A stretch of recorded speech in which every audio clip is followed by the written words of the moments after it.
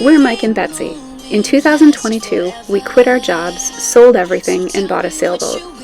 For the past year, we've been exploring the world with our 16-year-old daughter, Ellie.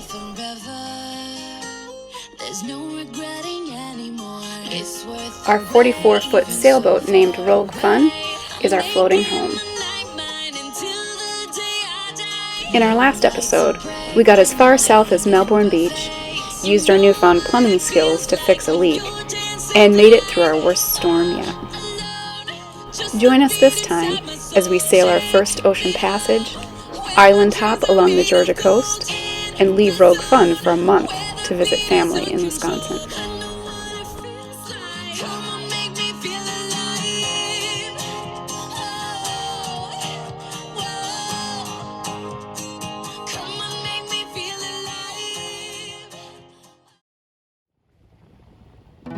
We had about a month to make our way back up the coast to South Carolina, where we would drive to Wisconsin for a family reunion scheduled in mid-July.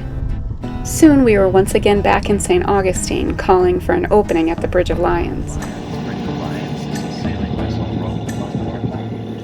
Our plan was to leave St. Augustine early the next morning and sail north to the next inlet. We are going to attempt our first passage today. We're leaving St. Augustine from the inlet, and we're going to be going, hopefully sailing all the way up to St. Mary's. This is our first real passage. It always comes up backwards. By the time we weighed anchor, pumped out, and filled up with water, the sun had already risen as we headed out to the ocean.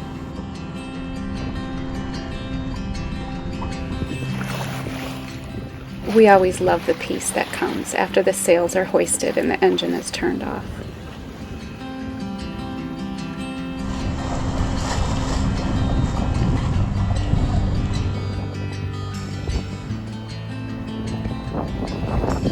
We are sailing!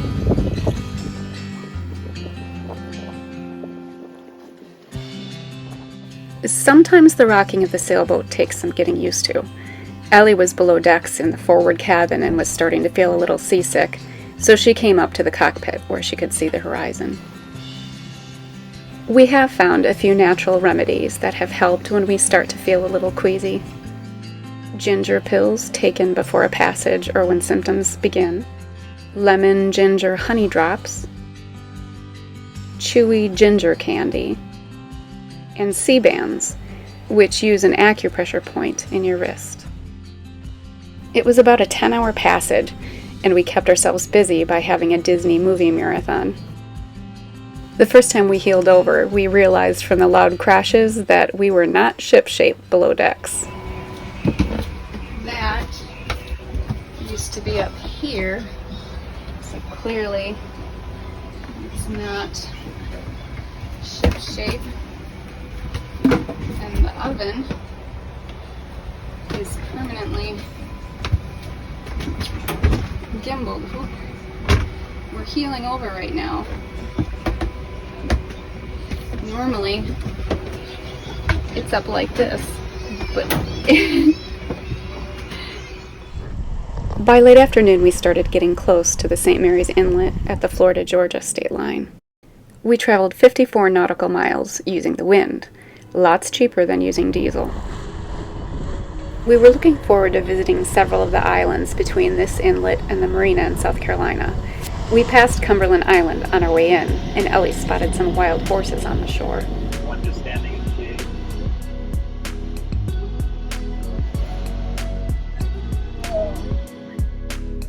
We were greeted with a spectacular sunset on our first night anchored near Cumberland Island.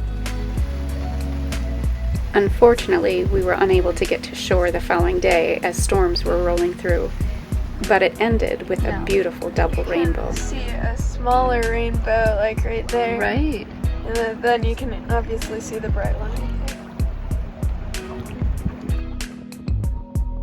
And that evening, the sky was on fire. We're gonna see alligators most likely. Even though it was windy and wavy, we headed into shore to explore Cumberland Island.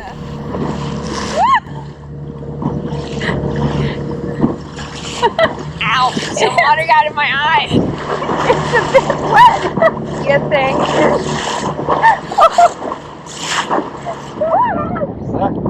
Little tiny crabs.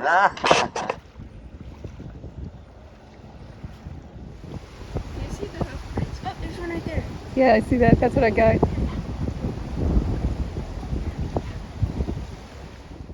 Cumberland Island is Georgia's largest barrier island, at about 18 miles long and 1 to 3 miles wide. It's a national seashore and is teeming with wildlife. We were looking forward to seeing alligators, turtles, birds, and wild horses up close. The only way to reach the island is by ferry from St. Mary's or by private boat. We visited on a day that was very hot and humid, especially in the forest hiking trails. We followed the main trails to get to the Dungeness ruins, keeping our eyes peeled for wildlife along the way. The ruins are what remains of the latest Dungeness mansion that was built by Thomas Carnegie, Andrew Carnegie's brother, and his wife Lucy. The 59-room mansion estate included squash courts, a golf course, an indoor pool, and living space for the family's 200 servants. The horses roaming freely on Cumberland Island are feral. Their ancestors were once domesticated, and legend has it that the Spanish brought them to the island. It was fun to tour and learn about the long and storied history of the island, from its Aboriginal roots back to 2000 BC, to the Spanish missions of the 16th century, from the plantation owners and slaves of the 18th century, the freed slaves of the 19th century, to the many different prestigious families that owned and built on the land in recent years. On the way back to the docks, I decided to check out one of the mid-island trails while Ellie and Mike took the original river trail back. Before I could enter the trail, though, I had to wait for a horse crossing. I didn't want to crowd out a feral horse and have him go for a bite, so I waited until he passed.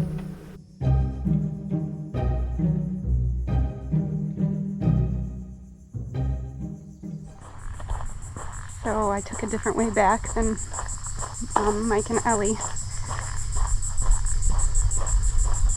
I just wanted to see what this trail was like, but now I hear thunder rumbling in the distance. But this is such a beautiful, beautiful hike. Look who it is. Hi! What? What did you see two of? Okay. It was awesome. Mike and Ellie were fortunate to spot some of the reclusive armadillos on the island. We made it back to the boat just as the wind picked up and it started to rain, and soon a storm swept through.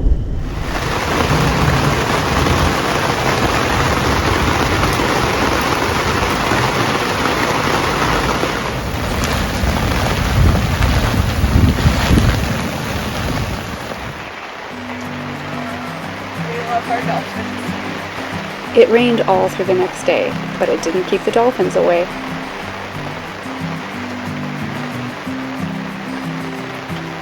Check out our boat.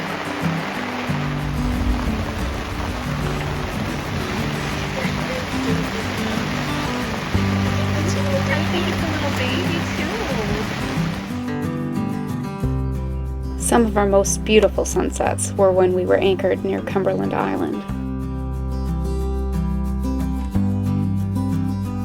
The following day, we headed north and jumped to the next island along the way, Jekyll Island.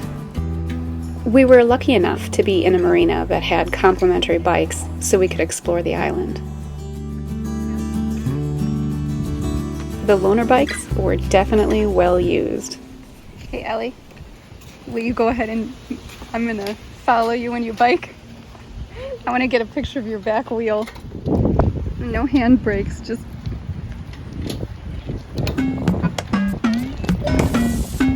Ellie's back wheel was a bit wobbly.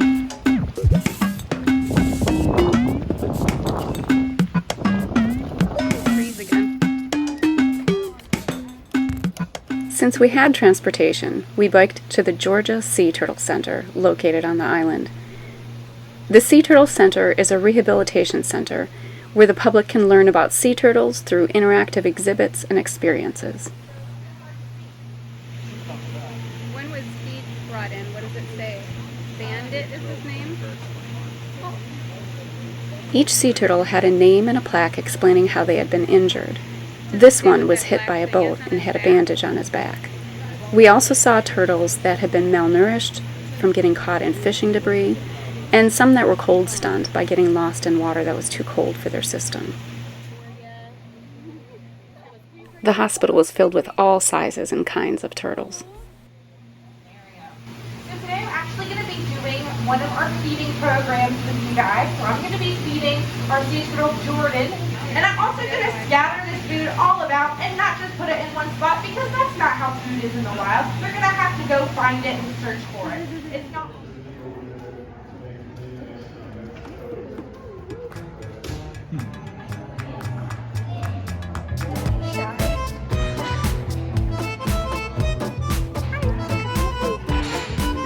This little guy was about the size of a tennis ball.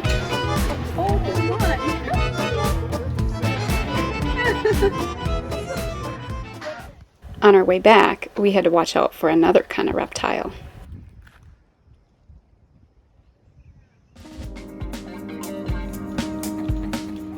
We were only on Jekyll Island for a few days, and we can't wait to stop again on our way back down south. We headed further north, and our view alternated between beautiful marshes and homes filled with southern charm.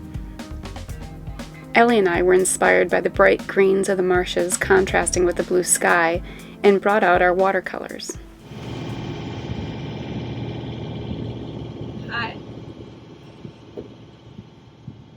Painting the Georgia marshlands. I probably won't recognize it when I'm done, but It's beautiful so far. I like the water. We were really enjoying our new anchorage near Savannah on the peaceful Skidaway River. It was secluded, had lots of dolphins, groceries were easily accessible, and there was also a marina nearby with laundry. It's been raining since yesterday afternoon, and we're just outside of Savannah, so we're gonna take advantage of the break in the rain and head on into town. And it's kind of a long dinghy ride, but the grocery store is so close that we'll hardly have to walk at all.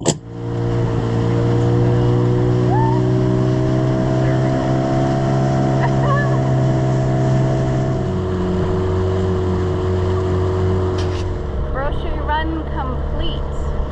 Got lots of good stuff.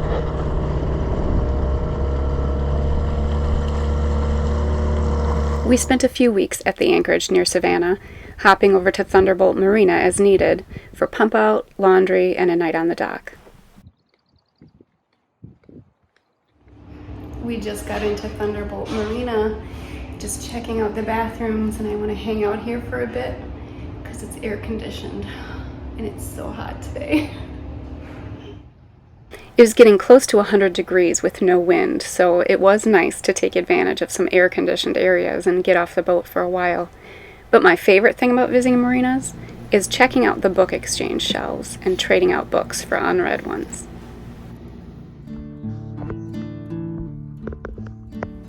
Skidaway River was great for paddleboarding and kayaking.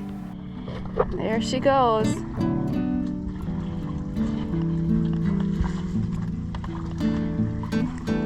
You might want to remember to switch your hands. Woo! I got it on video!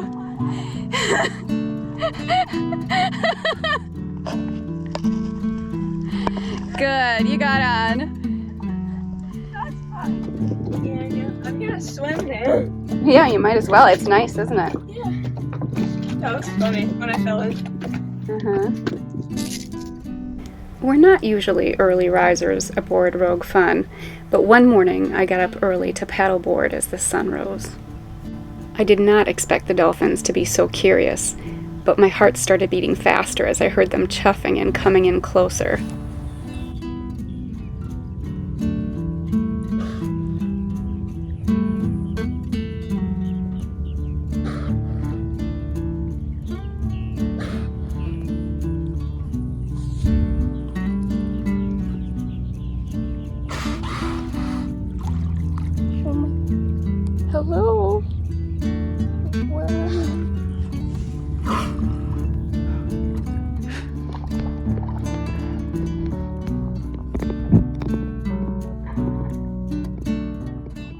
As soon as I heard a dolphin, I would paddle in for a closer encounter, even though I was scared that they would get a little too close.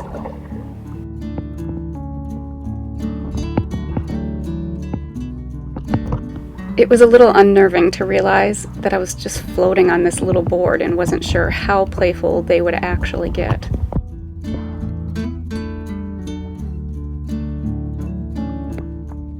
It was such an amazing morning that I knew after I told Ellie, she'd be willing to get out of bed early the next morning and go paddleboarding with me.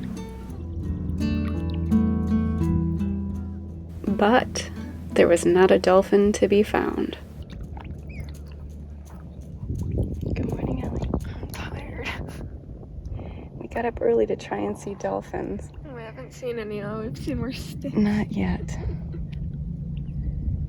We got so excited because we thought we saw stingrays, but then we thought, no, those are just stinks.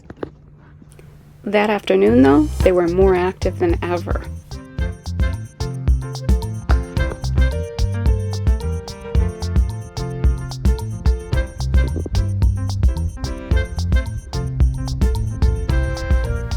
Ellie and I had been swimming, so we got on the paddleboard hoping that they would come closer.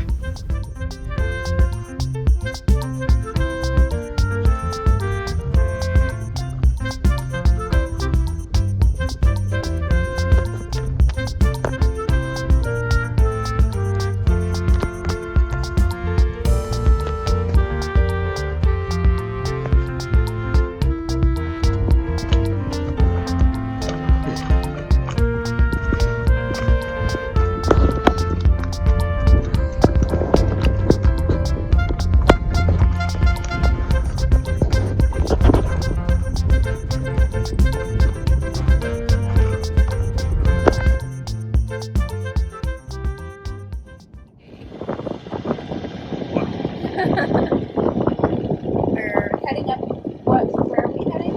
And we're about 3 days or 4 days away from the marina that we're going to stay at. Short days. Short days, yeah. We're just kind of biding our time and so we can get to the marina by the 5th, and then we're leaving to go to Jeckyll. We made our last hop north. We headed to Morgan Island in South Carolina. Our anchorage was just a few hours away from Dawtall Marina, where we planned to leave our boat for the month during our Wisconsin trip. As we pulled into the anchorage near Morgan Island, we thought we were being buzzed by the government. The island is a federally protected island, and a drone was flying around our boat. Thankfully, it was just a friendly sailor who later shared this drone footage of rogue fun with us.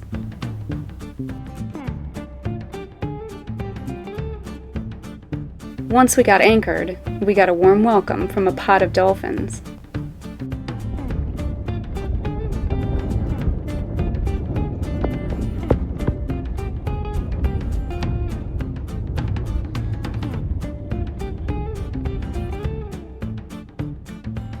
Morgan Island is better known as Monkey Island due to the 4,000 rhesus monkeys that inhabit the island.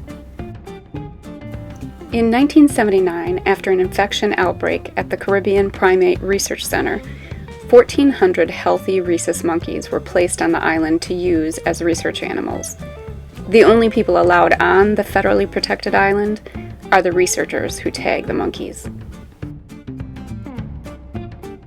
We tried and tried to spy some monkeys, but had no luck. Although they seem to be more active at night. Get her. Ellie! Listen to the monkey noises. We played some loud stuff on Mom's phone, and it got them all riled up. What loud stuff? Listen. You?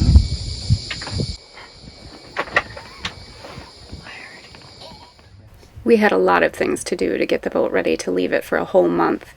There were very high temperatures while we worked on our to-do list. Mike is defrosting the fridge and freezer, and on a hot day, it's pretty nice. Need more ice water. We collect all the ice off of the condensers, and we soak down towels and put them on our necks. Need more ice water. Here, I'm gonna put it down. Okay.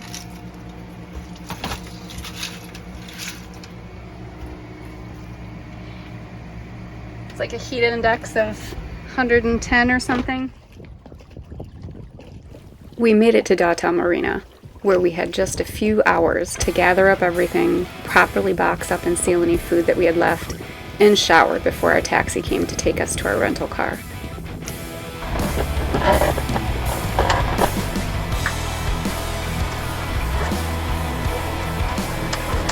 Hi, sweaty. All in all, it was a bit overwhelming and hot, especially when it came to doing some final rushed packing and taking several loads of all our bags and luggage off the boat and up to the road.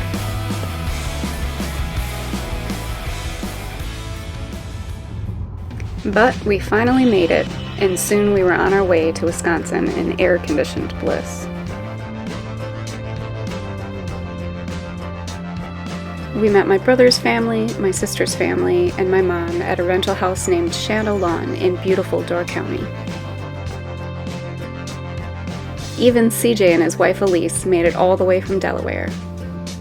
We have met at Shadow Lawn for a few summers now, and it's wonderful to be able to spend time together in such a peaceful place on the shores of Green Bay.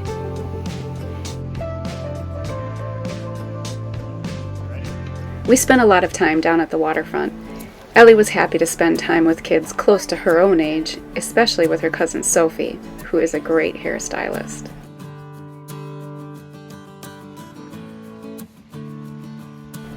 No one wants to miss a sunset down by the water, and in the morning you can always find someone with their coffee and a book, listening to the waves on the shore. We all pitch in, and each family plans and makes a meal for everyone else to enjoy. The kitchen is one of our favorite places to connect at the end of the day.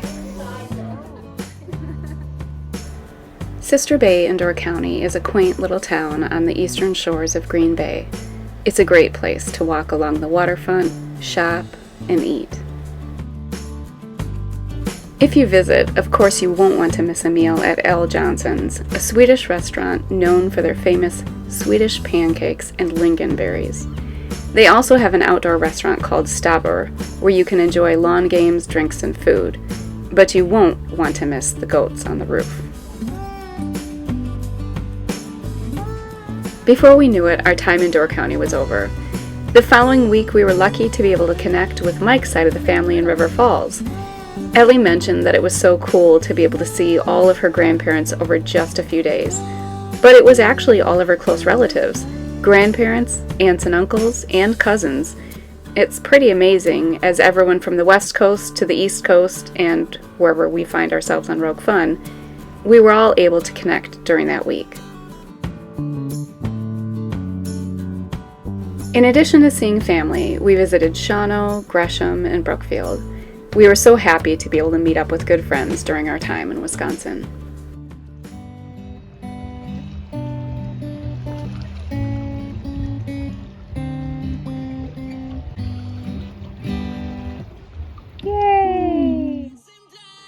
Join us next time as we make our way north, try to outrace a hurricane, weather a tropical storm, make our first overnight passage, and finally make it to Delaware to see our son and daughter-in-law.